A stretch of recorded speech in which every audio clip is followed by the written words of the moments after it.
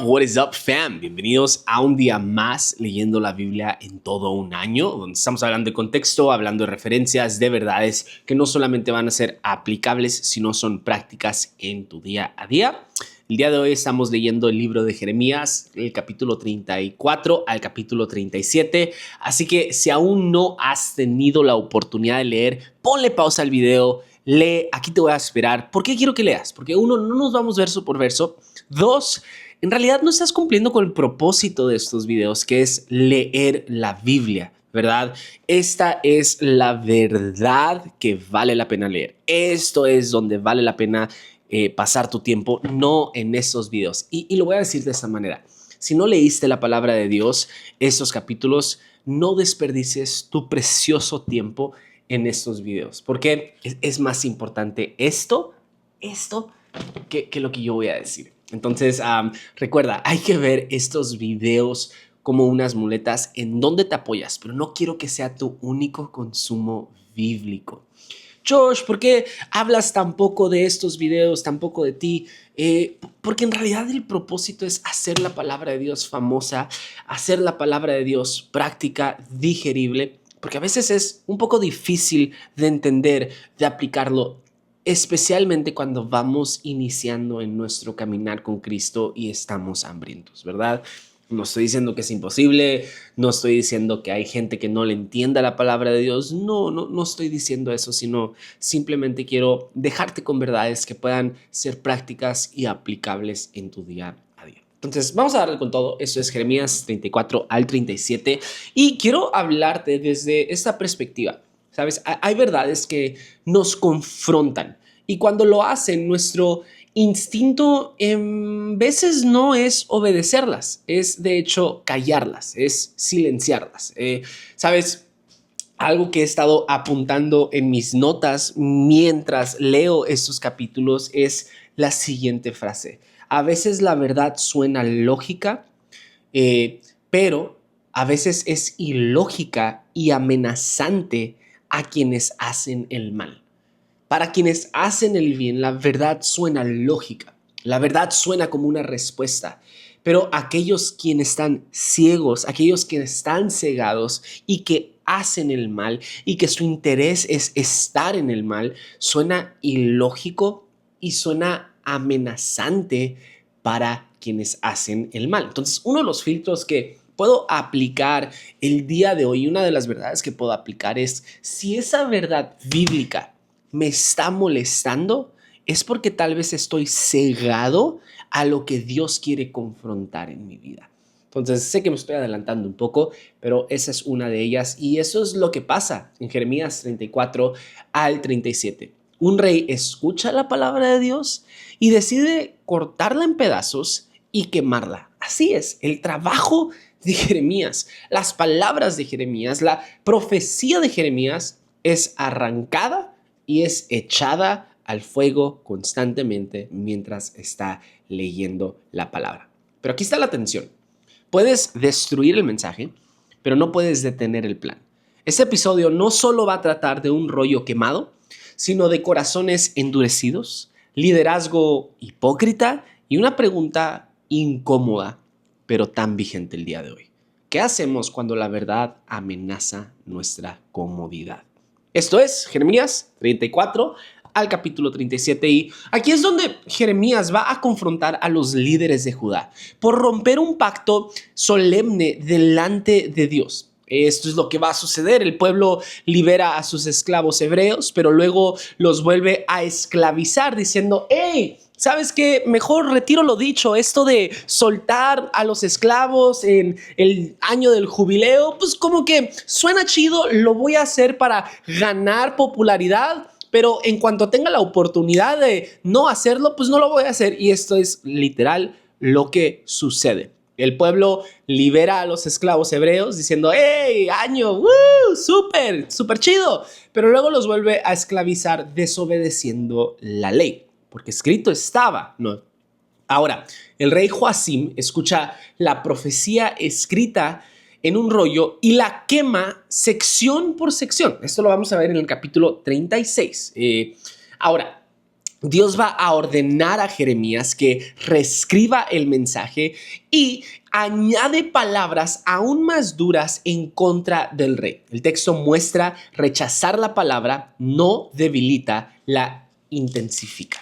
Entonces, eso es la gran idea, del día de hoy. Y quiero prácticamente enfocarme en esto. Nos vamos a enfocar mucho en el capítulo 36.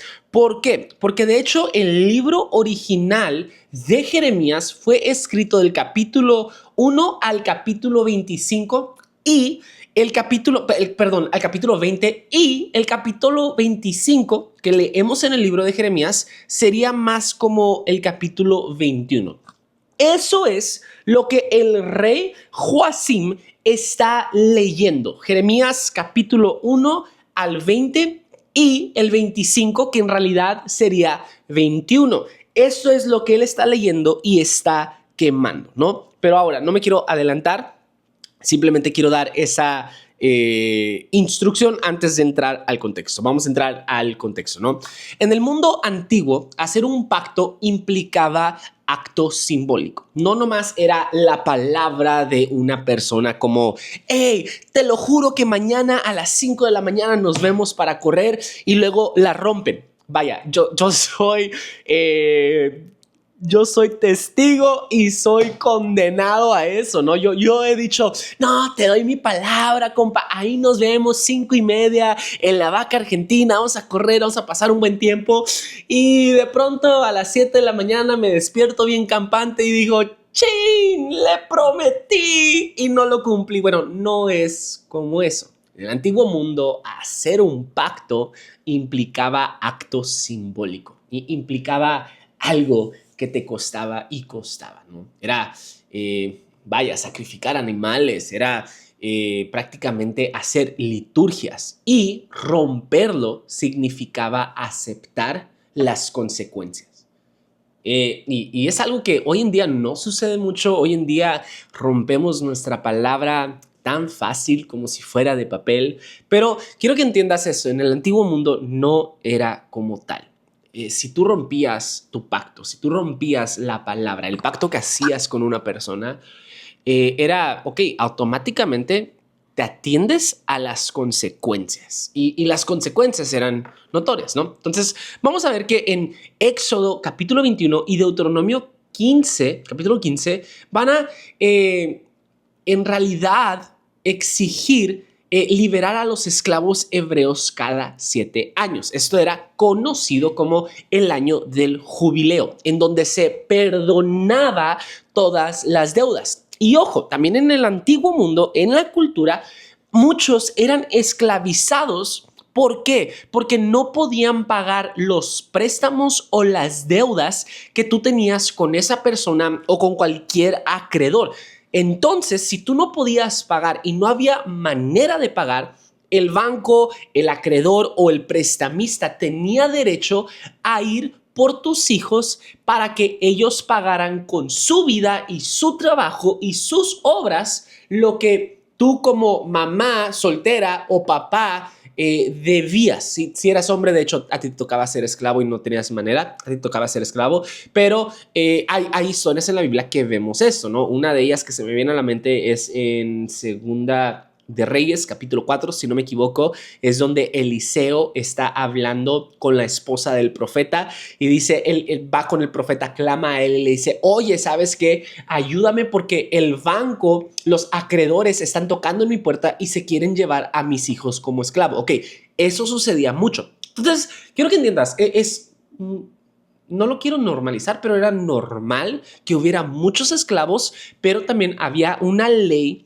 que protegía y beneficiaba, que era conocida en el 7º año como el año de jubileo, donde toda deuda era perdonada y por ende los esclavos eran libres, ¿no? Ok, entonces ya expliqué esa ley, o parte de esa ley. Es un poco más profunda, implica otras cosas, pero es una manera fácil de entenderlo, ¿no? Entonces, Judá va a liberar a los esclavos solo cuando la presión babilónica aumenta para ganar, no sé, popularidad, para ganar el corazón, y no lo hace por convicción. sino lo hace por conveniencia, porque dice, hey, estamos a punto de entrar en una posición mala, pues quiero tener a toda mi gente de mi lado. Es como un movimiento, político se puede considerar, entre otras implicaciones, ¿verdad? Ahora, cuando el peligro parece pasar, van a decir, oye, ¿sabes qué? Pues ya ves que teníamos que liderar, pero no, pues mi mamá dijo que siempre no, ¿no? Mi mamá dijo que siempre no.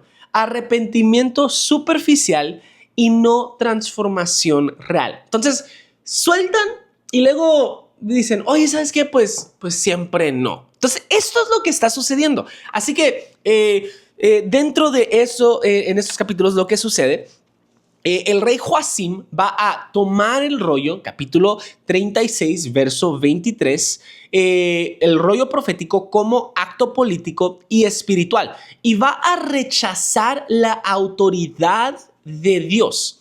Entonces esto lo vamos a ver, te lo voy a leer rápidamente, capítulo 36, verso desde el 23. A medida que Yahudi terminaba de leer 3 o 4 columnas, el rey las cortaba con un estilete de escriba y las echaba al fuego del brasero. Así lo hizo con todo el rollo hasta que éste se consumió en el fuego. Ni el rey ni los jefes que escucharon todas estas palabras tuvieron temor, ni se rasgaron las vestiduras. Eso sucedió a pesar que el Natán de Layas y Guamarias habían suplicado al rey que no quemaran el rollo, pero el rey no les hizo caso. Por lo contrario, mandó a Jeramel, su hijo, a Seraías, hijo de Asriel, y a Selemías, hijo de Abdel, para que arrestaran al escriba Baruch. Unos lo pronuncian Baruch. Y ¿cómo sabes eso? Tengo un amigo que se llama Baruch. Y al profeta Jeremías. Pero el Señor le había escondido, nos había escondido. Luego que el rey quemó el rollo, con las palabras que Jeremías había dictado a Baruch, la palabra del Señor vino a Jeremías. Toma otro rollo y escribe exactamente lo mismo que estaba escrito en el primer rollo quemado por Joacim, rey de Judá. Y adviértele a Joacim que así dice el Señor. Tú quemaste aquel rollo diciendo, porque está escrito en él que con toda seguridad el rey de Babilonia vendrá a destruir esta tierra y a borrar de ella a toda persona y animal. Por eso, así dice el Señor acerca de Joacim, rey de Judá. Ninguno de sus descendientes ocupará el trono de David. Su cadáver será arrojado y quedará expuesto al calor del día y a las heladas de la noche. Castigaré la iniquidad de él, la de su descendencia y la de sus siervos. Enviaré contra ellos y contra los habitantes de Jerusalén y de Judá todas las calamidades con las que amenacé porque no me hicieron caso. Entonces, aquí viene la parte clave, verso 32. Entonces Jeremías tomó otro rollo y se lo dio al escriba Baruch, hijo de Nerías. Baruch escribió en el rollo todo lo que Jeremías dictó, lo cual era idéntico a lo escrito en el rollo quemado por el rey Joacim. Se agregaron además muchas otras cosas semejantes. Ojo aquí, se agregaron muchas otras cosas semejantes. Entonces, el libro de Jeremías originalmente era el capítulo 1 al capítulo 20 y se adjunta el capítulo 25, que sería capítulo 21. Y del 21, 22, 23, 24 y 26 al capítulo 52 sería considerado estas otras muchas cosas. Toma otro rollo y escríbelo. Y aquí quiero pausar y quiero hablar y declarar esto. Muchas de las veces el enemigo ha hecho esto con nuestras vidas. Ha tomado lo que escrito está, ha tomado las promesas de Dios y parece que las ha arrojado al fuego. Solamente quiero dejarte saber que comiences a tomar otro rollo, que comiences a reescribir lo que el Señor te ha dicho, a lo que el Señor te ha llamado, y escribe muchas otras cosas. Pero bueno, voy a seguir con el contexto. Ahora, Baruch el escriba representa fidelidad silenciosa en esta historia. Él escribe, lee y vuelve a escribir sin modificar el mensaje. ¿Cuál es el contexto clave de esto, Josh? Esto no es ignorancia. Esto no es rebeldía informada. En realidad lo que está sucediendo es que el escriba representa fidelidad. Él escribe, él lee y vuelve a escribir sin modificar el mensaje original y después agrega, ¿no? Ahora, quemar un documento en la antigüedad era una forma oficial de rechazar un tratado. El rey Joacim trata la palabra de Dios como si fuera propaganda política. Y ese es un error. ¿Por qué? Porque el verbo hebreo para liberar esclavos también significa proclamar libertad. La injusticia social siempre es un síntoma de infidelidad espiritual. Ahora, el segundo rollo no es idéntico como tal al primero. ¿Por qué? Porque en teoría sí, Dios añade más palabras a través de la vida de Jeremías, pero resistir la verdad no la reduce. De hecho, la hace más clara y mucho más fuerte. Entonces, sí, Baruch representa fidelidad silenciosa. Él lee, vuelve a escribir sin modificar el mensaje. Sin embargo, Dios va a añadir mucho más a través de sus vidas, pero eso que representa en realidad, eso es lo impresionante para mí.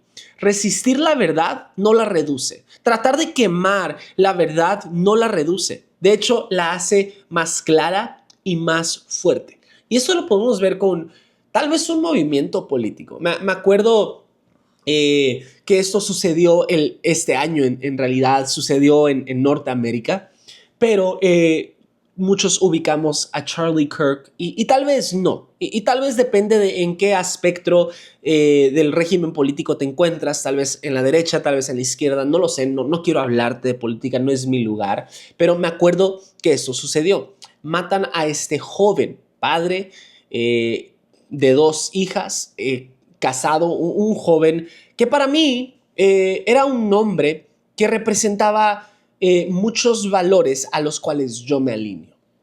Sin embargo, me acuerdo que tenía mucha fuerza su movimiento, comenzó a ganar popularidad, lo matan, lo asesinan, le dan un balazo en el cuello y me acuerdo que su mensaje político que este hombre tenía no fue reducido.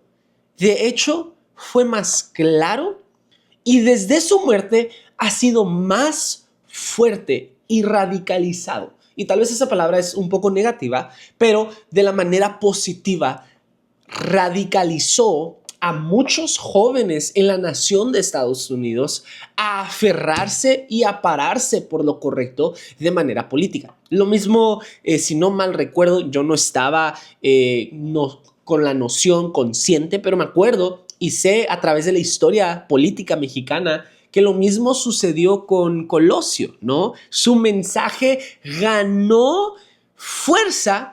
Ya tenía, no estoy diciendo que no tenía, pero gana fuerza cuando lo silencian. Es lo mismo, ¿no? Y esto me va a guiar directamente a las verdades. Número 1, puedes ignorar la verdad, pero no puedes escapar de sus consecuencias. Y doy gracias a Dios que aún a pesar de que yo he ignorado ciertas verdades de este hermoso libro, no escapo de sus consecuencias porque también espero que estas consecuencias lleguen a mi vida, no que me confrontan antes de ser muy tarde. Número 2, confronten, perdón. Número 2, arrepentimiento real cambia comportamientos, no solo emociones. Y ojo, el arrepentimiento de corazón cambia comportamientos, no solo emociones. Número 3, la justicia no es opcional en el reino de Dios. Y número 4, cuando líderes comprometen la verdad, el pueblo siempre sufre. Si solo obedeces cuando te conviene, no es obediencia, es estrategia. Joacim quemó el rollo, pero no quemó el mensaje. Intentó silenciar a Dios y terminó amplificando su voz. Y aquí está la pregunta que este texto nos deja en el pecho. ¿Qué partes de la palabra estamos cortando hoy para no tener que cambiar? Dios no busca a oyentes cómodos, busca a corazones rendidos, porque la verdad que confronta hoy es la misma que puede salvarnos el día de mañana. No quemes lo que Dios quiere usar para transformarte. Lo dejo de esa manera. Y si el enemigo ha tratado de quemar ciertas promesas del llamado de Dios para tu vida, toma otro rollo, un rollo nuevo y comienza a escribir y añádale mucho más. Nos vemos el día de mañana. Bendiciones. Bye bye.